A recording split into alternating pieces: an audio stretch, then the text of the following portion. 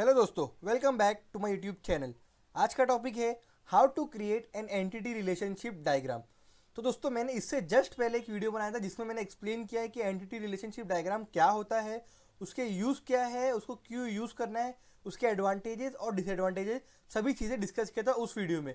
तो अगर आपने वो वीडियो नहीं देखा है तो पहले आप जाके एंटिटी रिलेशनशिप डायग्राम का कॉन्सेप्ट क्लियर कर ले, वो वीडियो देखिए, उसके बाद ये वीडियो पर आए कि कैसे बनाते हैं एंटिटी रिलेशनशिप डायग्राम। तो दोस्तों, वीडियो स्टार्ट करने से पहले आई वुड रिकमेंड कि अगर अपनी वीडियो को आपको वीडियो अच्छा लगे तो उसको लाइक करें, शेयर करें और चैनल को सब्सक्राइब करें। अब स्टार्ट करते हैं वीडियो के साथ। तो दोस्तों, हम लोग को सीखना है कि एंटिटी रिलेशनशिप डायग्राम बनाते कैसे, उसके क्या स्टेप्स होते हैं। तो हम लोग उसको देखेंगे एग्जाम्पल के साथ। तो एग्जाम्पल के लिए हम लोग ने लिया एक बैंक सिस्टम का एग्जाम्पल। सबसे पहले क्या करेंगे हम लोग, सबसे पहले मेजर कैरेक्टरिस्टिक्स देख लेंगे किसी भी बैंकिंग एंटरप्राइजेस का।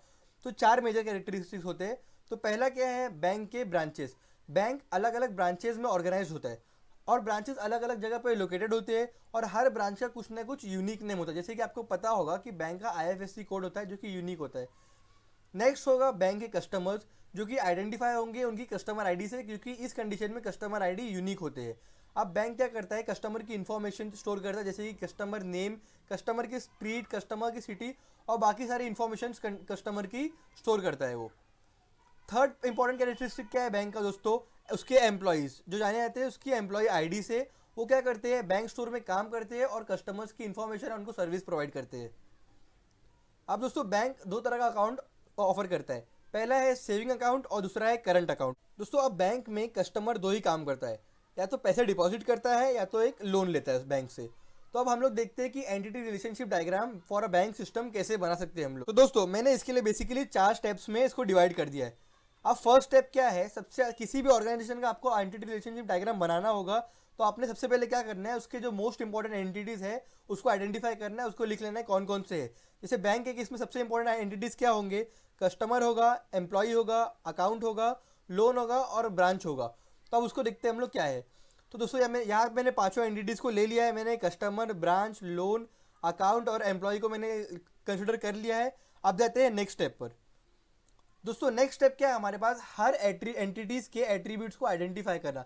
जैसे कि कस्टमर है तो कस्टमर के कुछ एट्रीब्यूट्स होंगे तो उनको आइडेंटिफाई करना। तो उसको हम लोग कैसे करते हैं दोस्तों, आप कस्टमर के एट्रीब्यूट्स क्या क्या होंगे, कस्टमर आईडी होगा, कस्टमर नेम, कस्टमर सिटी और कस्टमर स्ट्रीट, जो कि बैंक के इन्फॉर्मेशन डेटाबेस में स्टोर होगी इसकी इन्फॉर्मेशन।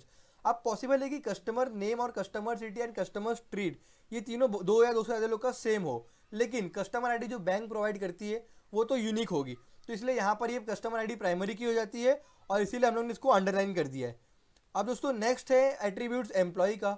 यहाँ पर एम्प्लॉय आईडी जो कि प्राइमरी की होती है उसको हम लोगों ने अंडरलाइन कर दिया और बाकी जो एम्प्लॉय लेंथ है, तो यहाँ पर ये जो है ना, ये डिराइव्ड एट्रीब्यूट होगा, इसको आप डॉटेड एलिप्स से मार्क करना। मैंने यहाँ पर उसको एलिप्स से मार्क करना भूल गया, लेकिन आपको डॉटेड एलिप्स से मार्क करना। क्यों, क्योंकि एम्प्लॉय लेंथ कब डिराइव होगा, जब एम्प्लॉय ही रहेगा तब।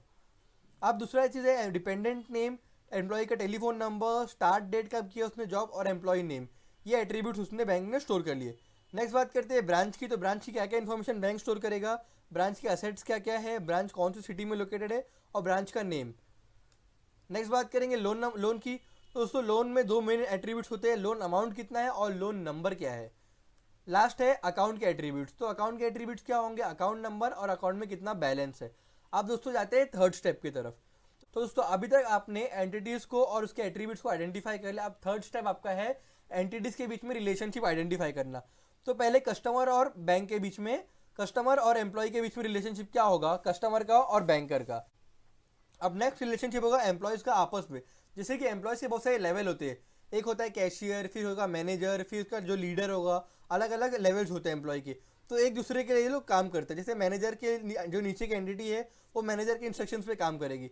तो ये है कि आपस में वो लोग काम करते हैं, उनका आपस में भी रिलेशन होता है कुछ।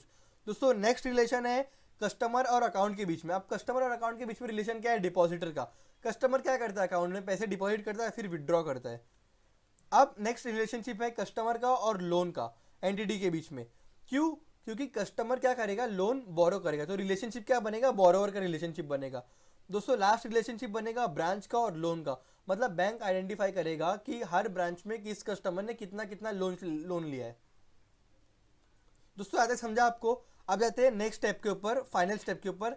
फाइनल स्टेप में क्या करेंगे हम लोग, लास्ट और थोड़ा एक इंपॉर्टेंट स्टेप होता है, उसमें क्या होता है कि एडिशनल एंटिटीज़ को जो कि दूसरे एंटिटी से डिराइव होती है उनको आइडेंटिफाई करना। तो बैंक के केस में डिराइव एट्रीब्यूट्स क्या होगी, जैसे लोन से डिराइव होगा पेमेंट, और पेमेंट के और अकाउंट से डिराइव्ड होगा सेविंग्स और करंट अकाउंट, दो टाइप के अकाउंट डिराइव होंगे। अब इनके भी कुछ एट्रीब्यूट्स होंगे, सेविंग्स के एट्रीब्यूट्स हम लोगों ने मेंशन कर दिए और करंट अकाउंट के एट्रीब्यूट्स हम लोगों ने मेंशन कर दिए। साथ ही साथ पेमेंट के भी कुछ एट्रीब्यूट्स होंगे और लोन का उसका कुछ रिलेशन होगा। तो पहले बात करते हैं लोन एंटिटी और पेमेंट एंटिटी की, उसमें रिलेशनशिप क्या है। तो लोन और पेमेंट का रिलेशनशिप है, जो कि ये रिलेशनशिप वीक रिलेशनशिप है। क्यों? क्योंकि ये रिलेशनशिप कब डिराइव होगा, जब लोन एंटिटी एग्जिस्ट करेगी तब। अगर लोन एंटिटी एग्जिस्ट नहीं करेगी तो ये रिलेशनशिप आइडेंटिफाई डिराइव ही नहीं होगा, इसलिए हम लोग ने इसको as a weak relationship identify किया। अब बात करते हैं पेमेंट एंटिटी के एट्रीब्यूट्स की। तो उसके 3 एट्रीब्यूट्स है। पेमेंट नंबर होगा जो कि प्राइमरी की है इस केस में, पेमेंट डेट और पेमेंट अमाउंट। उसी के साथ अगर अकाउंट की बात करें, 2 एंटिटीज होंगे जो अकाउंट से डिराइव होंगे, एक होगा सेविंग अकाउंट और एक होगा करंट अकाउंट। इसका मतलब क्या है कि अगर अकाउंट एंटिटी एग्जिस्ट करेगी तभी तो सेविंग और करंट एंटिटी एग्जिस्ट करेगा। अब उनके बीच का रिलेशनशिप क्या है, इज अ, मतलब account is a saving account और account is a current account. अब इनके कुछ एट्रीब्यूट्स भी होंगे जो मैंने यहाँ पर आइडेंटिफाई कर दिया है दोस्तों। तो दोस्तों ये था पूरा how to make an entity relationship diagram. इसको मैंने सिंपली 4 स्टेप्स में डिफाइन कर दिया है। कभी कभी पॉसिबल है कि किसी ऑर्गेनाइजेशन के लिए आपका पूरा का पूरा काम 3 स्टेप में ही हो जाए, आपको एडिशनल एट्रीब्यूट्स या एंटिटीज आइडेंटिफाई करने की जरूरत ना पड़े। लेकिन आप हमेशा केसेस को कवर करते रहे ज़्यादा से ज़्यादा, ताकि आपका जो मॉडल है अच्छे से बन सके। तो दोस्तों thank you so much for watching this video. Do like, share and subscribe to my YouTube, और चैनल को दोस्तों याद से सब्सक्राइब करना। Thank you so much.